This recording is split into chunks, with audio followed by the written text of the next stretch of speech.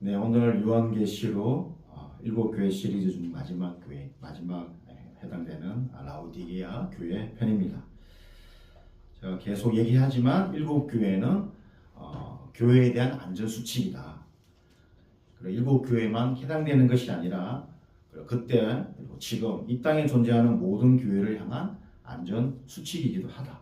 그래서 각 교회마다 이 안전 수칙을 잘 준수해야 건강하고 생명력 있는 주님의 몸된 교회가 될 수 있다는 것을 계속 7차례 걸쳐서 한 교회 한 교회 사례를 들면서 이 얘기를 지금 하고 있는 겁니다. 그래서 우리는 이 일곱 교회를 향한 예수님께서 주신 이 안전수칙을 잘 기억하고 있어야 우리 교회가 건강하고 생명력 있는 주님을 기쁘시게 하는 교회로 갈 수 있다는 것을 우리는 기억을 해야 할 것입니다. 시인 가운데 안도현 시인이라고 있습니다. 이 안도현 시인은 시 제목 가운데 연탄이라는 이런 주제와 연관이 많아요. 또 그리스도인 작가 가운데 연탄기일이라는 그런 시리즈로 낸 책도 있죠. 연탄이라는 주제를 가지고 시를 쓰고 또 우리 이웃의 그런 어떤 일들을 이렇게 감동적인 이야기로 풀어내는 그런 시인과 그리고 에세이 작가가 있는데 그 중에 안도현 시인의 연탄 한 장이라는 시입니다. 삶이란 나 아닌 그 누구에게 기꺼이 연탄 한 장이 되는 것. 밤구들 선덕선덕해지는 날부터 이듬해 봄까지 조선팔도 거리에서 제일 아름다운 것은 연탄차가 부릉부릉 힘쓰며 언덕길 오르는 거라네. 해야 할 일이 무엇인가를 알고 있다는 듯이 연탄은 일단 제 몸에 불이 옮겨 붙었다 하면 하염없이 뜨거워지는 것. 매일 따스한 밥과 국물 퍼먹으면서도 몰랐네. 온몸으로 사랑하고 나면 한 덩이 재로 씁쓸하게 남는 게 두려워 여태껏 나는 그 누구에게 연탄 한 장도 되지 못하였네. 생각하면 삶이란 산산이 없게는 일. 눈 내려 세상이 미끄러운 이른 아침에 나 아닌 그 누가 마음 놓고 걸어갈 그 길을 만들 줄도 몰랐네. 나는. 아마 지금 MZ세대들은 이 얘기하면 저 목사님 무슨 얘기하는지 모르겠지만 여러분들과 저는 이 연탄에 대해서 너무나 잘 알기 때문에 그렇죠? 새벽에 일어나서 연탄불 가기가 얼마나 고역입니까? 시간 맞추는 것도 힘들고 또 구멍도 잘 맞춰야 되고 그리고 또 이분이 너에게 묻는다라는 시인데요. 두 줄로 되어 있습니다. 연탄재 함부로 발로 차지 마라. 너는 누구에게 한 번이라도 뜨거운 사람이었느냐. 두 줄이지만 강력한 메시지를 담고 있습니다. 온몸으로 사랑하고 나면 한 덩이 재로 씁쓸하게 남는 게 두려워 여태껏 나는 그 누구에게도 연탄 한 장도 되지 못하였네. 자기의 삶을 고백하는 거죠. 너는 누구에게 한 번이라도 뜨거운 사람이었느냐. 연탄을 주제로 한 안도현 시인의 시였습니다. 우리는 연탄처럼 뜨거운 적이 있었는가? 있었겠죠. 활활 타오르는 때가 있었겠죠. 시커먼 연탄이 타들어가 하얗게 재가 되어 사라지듯 그렇게 뜨겁게 열정적으로 누군가를 사랑하거나 교회와 주님을 위해 뜨겁게 나 자신을 불태운 적이 있는지 한번 곰곰이 지난 날을 생각해 보시기를 바랍니다. 이 안도현 시인의 제가 이 시의 내용을 이렇게 언급한 것은 이 내용이 오늘 본문에서 예수님이 라오디게아 교회를 향한 하시는 말씀과 닮아 있는 거죠. 15절 16절 말씀입니다. 내가 내 행위를 아노니 내가 차지도 아니하고 뜨겁지도 아니하도다. 내가 차든지 뜨겁든지 하기를 원하노라. 내가 이같이 미지근하여 뜨겁지도 아니하고 차지도 아니하니 내 입에서 너를 토하여 버리리라. 우리가 일곱 교회를 계속 살펴보고 있잖아요. 에베소 교회를 시작해서 라오디게아 교회 이르기까지 예수님께서 그 교회를 향해서 칭찬이나 책망을 할 때 그냥 무작정을 하는 게 아니라 그 교회가 위치하고 있는 그런 도시의 특징을 항상 비유해서 언급한다는 사실을 알아야 됩니다. 라오디게아 교회의 행위를 단정 짓는 게 뭐예요? 미지근함이죠. 미지근함. 이도 아니고 저도 아니고 사실은 우리가 물을 먹을 때 미지근한 물을 먹어야 됩니다. 차가운 물을 잘 안 먹죠.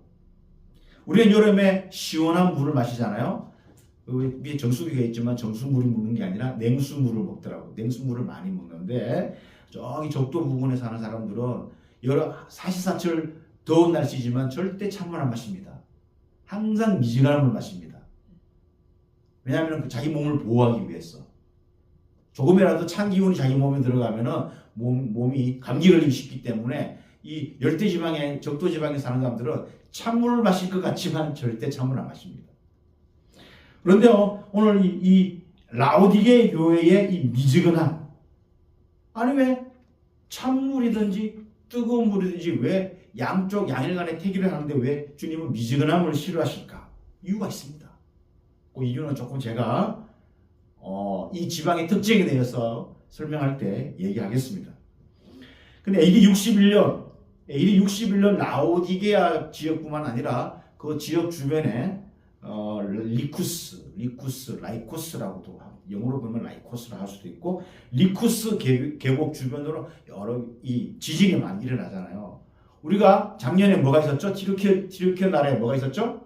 지진이 있었죠. 시리아와 그 티르키아 접경지대에 맞붙어 있는 그 지역에 아주 강진이 일어났습니다. 그 티르키아 지역은 전통적으로 역사적으로 뭐가 있다는 지역이죠? 지진이 빈번하게 일어나는 지역이다. 그래서 여러 도시가 이 그 강진에 의해 가지고 도시가 막 붕괴되어 버렸어요. 그 로마 제국에서는 저기 지중해 건너 로마 제국에서는 이 도시를 재건하기 위해서 재정적으로 지원을 합니다. 재정적으로 지원을 하는데 그 유일한 도시, 우리는 로마 제국의 재정 지원을 거부합니다. 우리 스스로 할 수 있습니다라고 했던 도시가 라오디게아 도시입니다. 왜? 재정적으로 풍부한 도시였기 때문입니다. 자신의 힘으로 충분히 도시를 재건할 만큼 경제적인 힘이 있었기 때문에 로마 제국의 재정적인 도움을 거절했어요. 유일하게. 다른 지역은 모두 로마 제국의 재정적 지원을 덥석 받아가지고 도시를 재건하는데 유일하게 라오디게아 시가 자체적으로 도시를 재건해 갔다는 거죠. 이렇게 라오디게아가 부를 축적할 수 있었던 것은 지리적으로 굉장히 유리한 위치에 있어요. 지리적으로 굉장히 유리한 위치에 있었고 의료 산업의 중심지였어요. 의료 산업, 특별히 안과, 안약이 그냥 지방 특산물처럼 유명했습니다. 그리고 의과대학도 있어가지고 이렇게 의사들을 양성하는 그런 학교도 있었어요. 그리고 대부분 우리가 그 양은 색깔이 어떻죠? 저기 흰 옷 입고 오셨죠?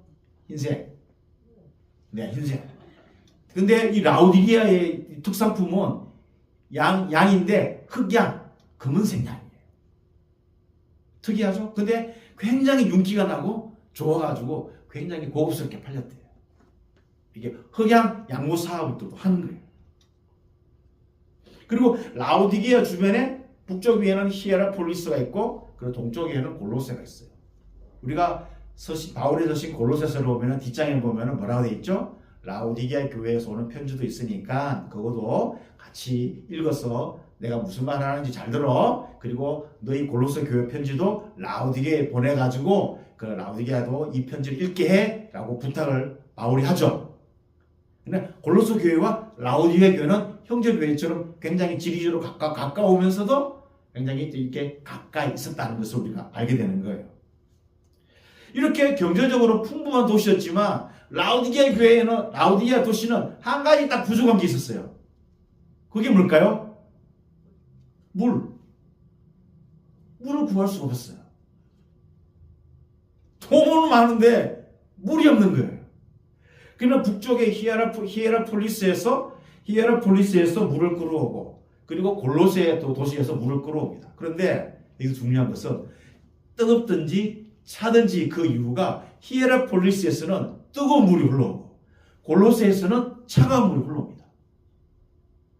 히에라폴리스에는 왜 뜨거운 물이 오는가? 지금 또 유명한 온천 휴양지입니다. 여러분, 파묵칼레라고 들어보셨습니까? 파묵칼레. 튀르키예 여행 가면 꼭 가봐야 하는 여행지. 파묵칼레. 온천인데, 온천이 어떻게 하면은 경사져 가지고 온천물이 계속 흘러 내리면서 여기가 이 경사면이 뭐가 되는 거죠? 하얗게 되는 거예요. 그래서 노천 그런 온천 그렇게 뭐랄까 계단식 논처럼 이렇게 흘러 내려오면서 하얗게 되어가지고 이렇게 온천 휴양을 할 수 있는 거죠. 사람들의 여행 버킷리스트에 이 파묵칼레 가보는 게 버킷리스트입니다.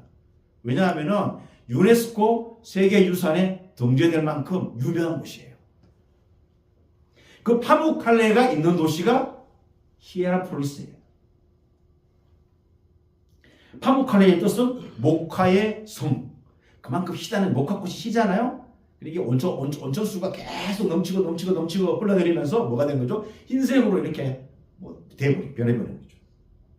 그래서 그 히에라폴리스에서도 그 뜨거운 물을 이렇게 이제 끌어오는 거죠.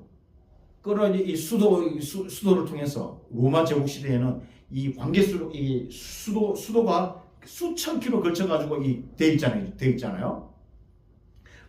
수십 킬로 물을 끌어오는데 문제는 뭐냐 하면은 그 뜨거운 물이 라오디게아 도시에 오면은 무슨 물로 바뀐다? 시그진 물로 바뀐다. 근데 이 물은 그냥 물이 아니라 미네랄, 광물질이 풍부하게 있기 때문에 이게 식으면은 마시면 어떻게 되죠? 못 먹어요, 잘. 그래서 물을 토하게 돼요.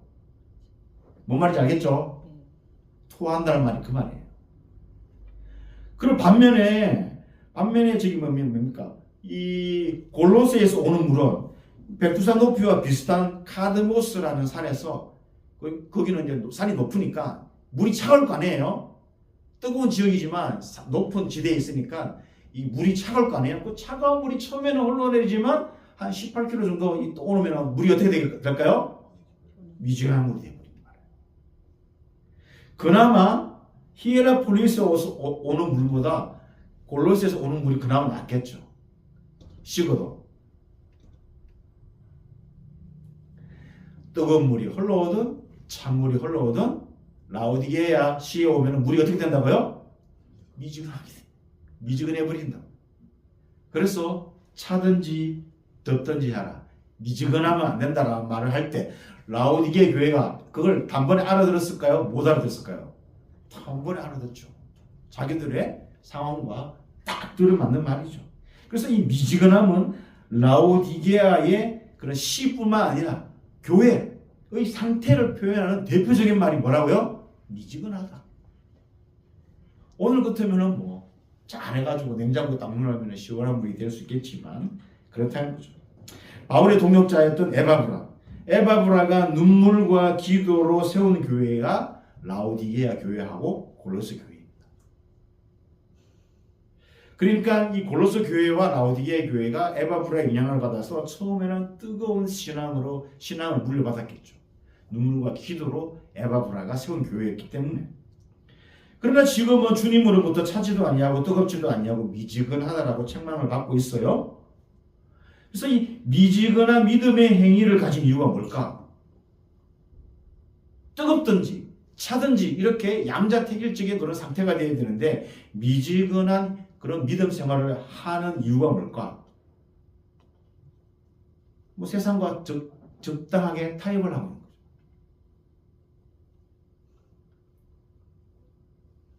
그래서 미지근한 신앙을 주님은 싫어하신다라고 내 입에서 너를 토하여 버리리라.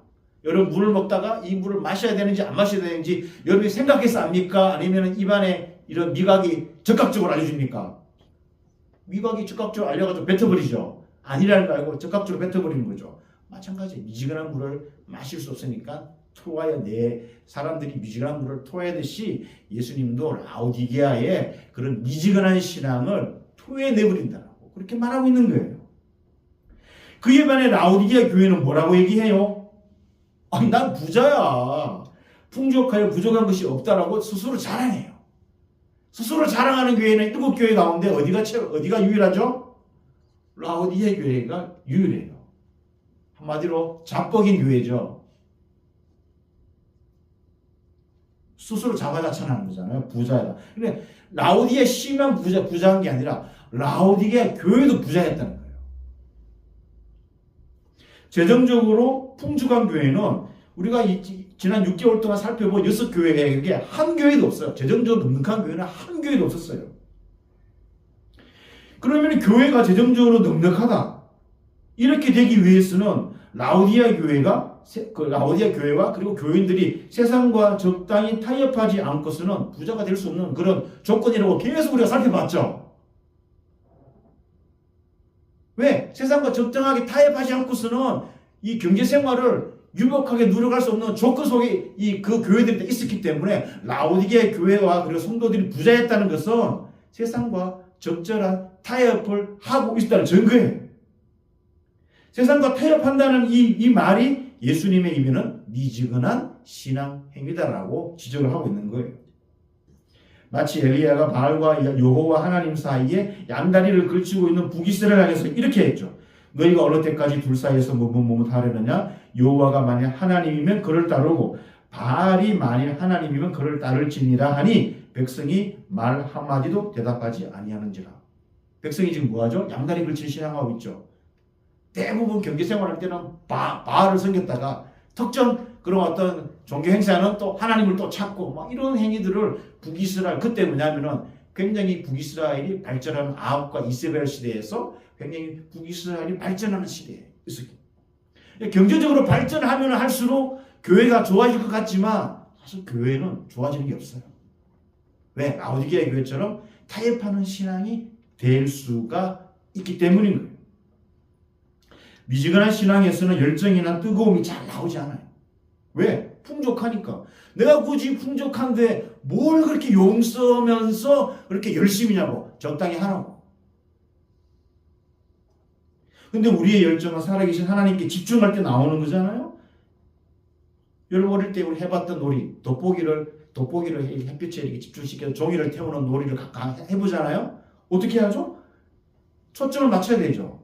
태양의 에너지를, 그 빛 에너지를, 열 에너지로 바꾸기 위해서 돋보기를 이렇게 초점을 맞춰가지고 쫙 종이에 태우면은 종이가 타오르잖아요. 에너지를 집중해야 되잖아요. 에너지를 분산하면은 태울 수 있는 열 에너지로 바꿀 수가 없다는 거예요. 마찬가지로 이 요한계시록에 나오는 예수를 증언함과 하나님 말씀을 향한 열정으로 불태워야 되는데 그렇지 않다는 거죠. 여러분 열정적인 사람이 있어야 그 주위에 어떤 사람이 생겨나죠? 열정적인 사람이 생겨나요. 전염이 되는 거예요. 사도 바울 같은 복음에 열정적인 사람이 있었기 때문에 아시아와 유럽에 예수가 주다, 메시아다라고 증거되면서 그 넓은 영토에 뭐가 세워지는 거예요? 예수 그리스도의 몸된 교회가 세워지는 거잖아요. 그 당시에 가이사가 주다, 키리오스다, 가이사가 세상의 주다라고 선포되는 그 유일한 시기에 바울이 뭐라 그러죠? 아니다. 예수님이 주다라고 그렇게 말할 수 있던 용기가 어디서 나왔을까요? 이런 복음에 대한 열정에서 나옵니다. 그 오늘날 우리에게 필요한 게 뭐예요? 이 뜨거움, 열정, 또는 차가움, 이런 것이 필요하죠. 차가움보다는 열정적으로 우리가 얘기를 합시다. 하나님은 우리에게 미지근함을 요구하지 않습니다. 미지근함을 기뻐하지 않습니다. 우리에게 뜨거움을 요구하는 거죠. 근데 미지근함은 열정을 방해하는 장애물인 거죠. 열정으로 나아가지 못하게 하는 이 방해물이 미지근함이라는 것입니다.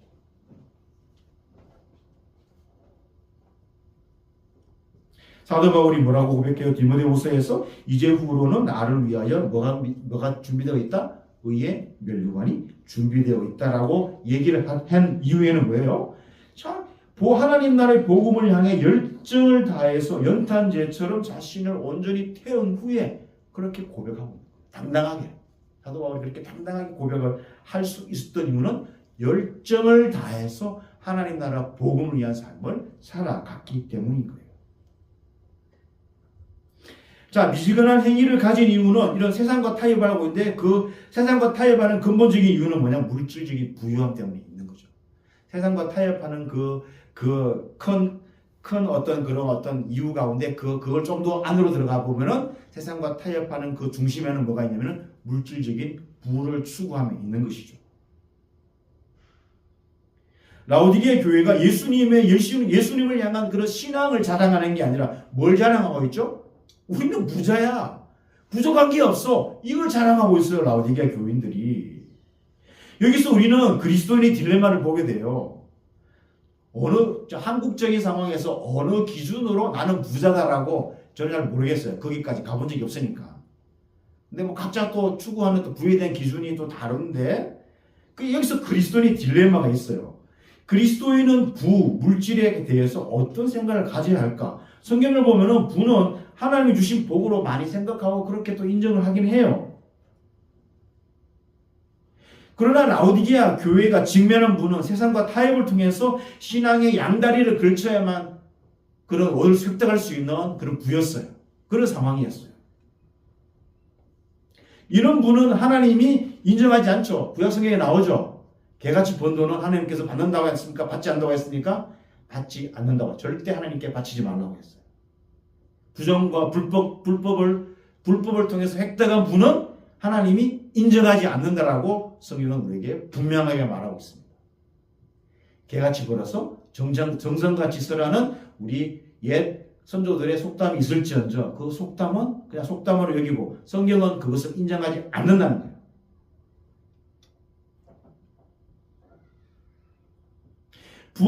하나님께서 부하게 되는 것, 하나님께서 이렇게 말씀을 지키고 하나님 말씀을 따라 사는 사람에게 부를 약속을 하기는 해요. 그럼에도 불구하고 성경 전체의 역사를 통해서 부하게 되는 것은 영적으로 양면성이 있다는 것을 알아야 돼요. 그래서 어디입니까? 잠언입니까? 전도서입니까? 얘기하죠. 내가 하나님 앞에서 두 가지를 구하는데 너무 부해가지고 하나님은 모른다라고 하지 않기를. 너무 가난해가지고 하나님 이름에 먹칠하지 않기를. 그렇게 기도하는 이 분도 계시다는 거죠. 물질의 부를 하나님이 허락하시면서 근데 그 부가 역으로 우리로 하여금 하나님에게서 멀어지게 하는 주된 이유가 되는 거예요. 그러니까 그리스도인의 딜레마가 부에 대한 딜레마가 바로 여기 있는 거예요. 너무 부하면은 점점 멀어져 가는 거예요. 점점 멀어져 간다. 그렇게 되는 거예요. 반면에 주님은 서머나 교회를 향해서 뭐라고 말씀하셨습니까? 내가 너의 환난과 궁핍을 알거니와 실상은 네가 부유한 자니라고 주님께서 그렇게 평가를 해드립니다. 라오디게아 교회는 주님으로부터 칭찬 한마디 없이 4대 교회처럼 책망만 받고 있어요. 그것도 입에서 토해야 되겠다는 아주 강한 의조의 그런 책망을 받았던 교회입니다. 자기들은 부자며 풍족하여 부족함이 없다고 마치 시편 23편처럼 그렇게 얘기를 하지만 주님은 뭐라고 얘기해요? 17절에 곤고한 것, 가련한 것, 가난한 것, 눈먼 것, 벌거벗은 것을 알지 못한다라고. 5가지를 하지만 주님께서 이 5가지를 고치는 그 나중에 처방전에 보면 3가지가 나오니까 곤고하고 가련하고 가난한 것을 한쪽으로 묶을 수 있어요. 그리고 눈먼 것, 벌거벗은 것.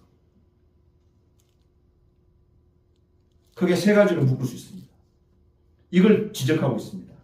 자기들이 아무 문제 없이 잘 나가고 있다고 착각하였지만 그러나 주님의 눈에는 라오디게아 교회가 가난하게 보인 거예요.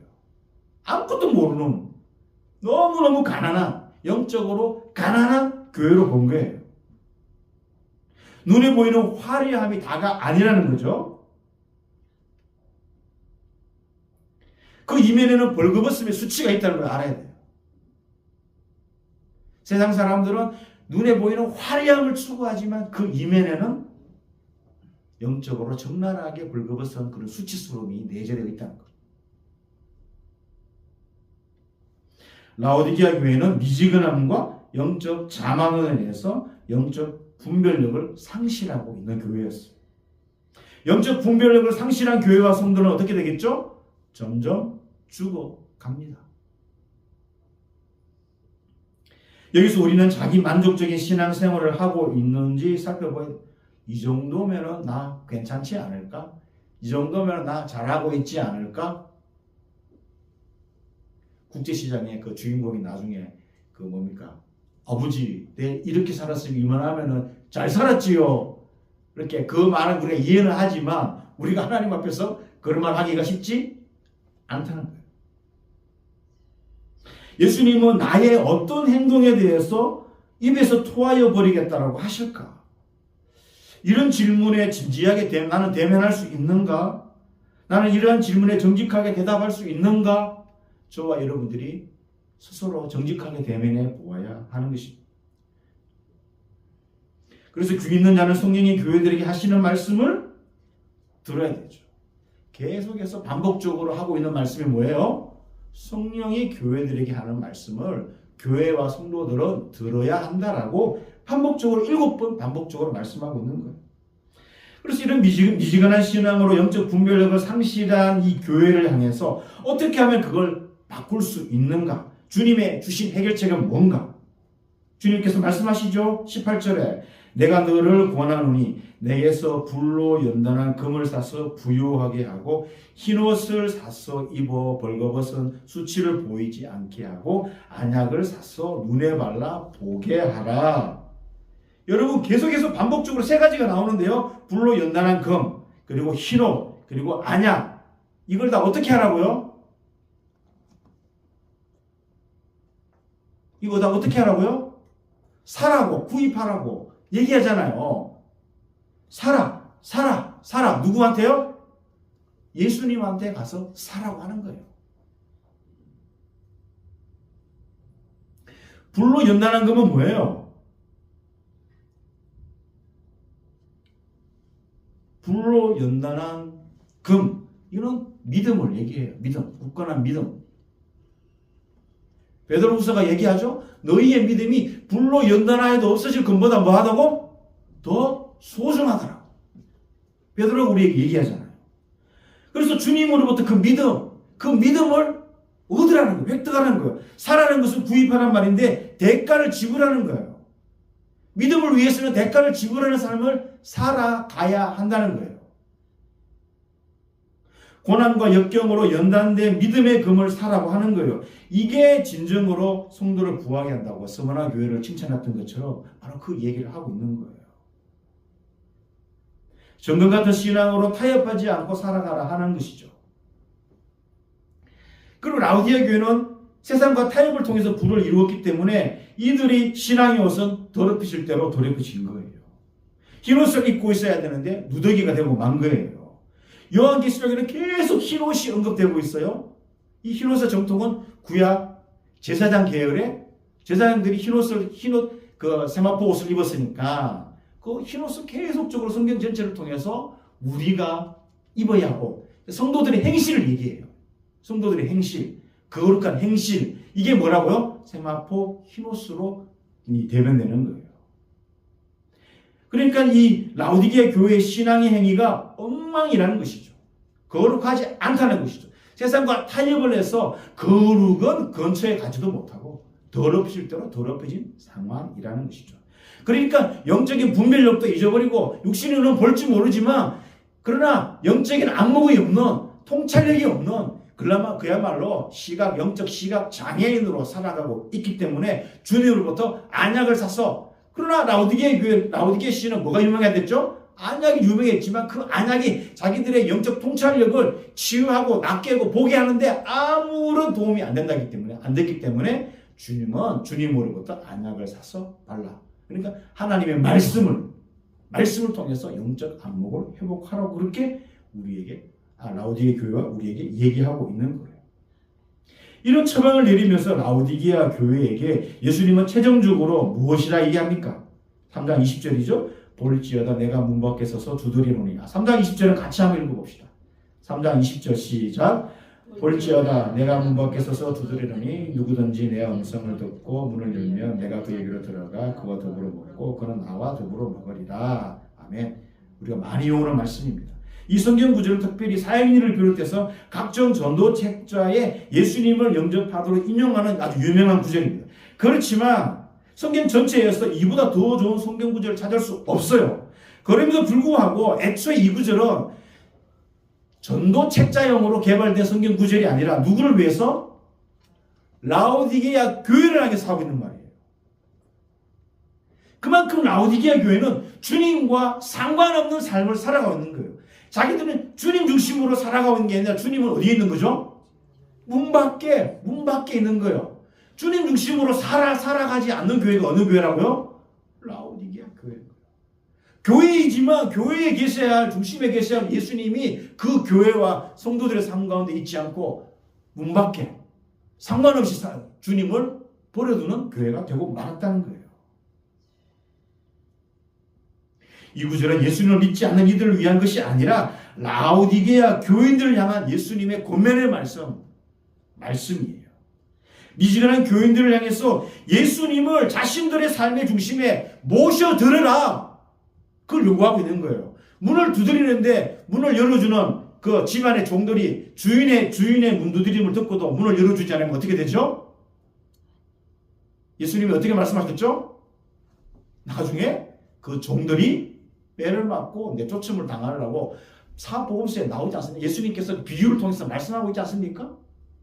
어느 때인지 모르지만 주인이 돌아오는 즉시 뭘 열어줘야 된다고요? 문을 열어줘야 되는 거예요. 라오디게아 교회, 이거는 초청장이 아니라 독촉장이에요. 똑바로 해라, 정신 차리라고. 바로 앞절은 뭐하죠? 근신하고 정신 차리고 회개하라고 막 얘기하잖아요. 내가 지금 너희에게 이렇게 하는데 문을 안 열어줘? 그러면은 너희가 이런 화를 당할 거야. 문을 열면은 교제가 계속 이루어지고 주님 중심의 삶을 살아갈 수 있을 거야 라고 말씀을 하고 있는 거예요.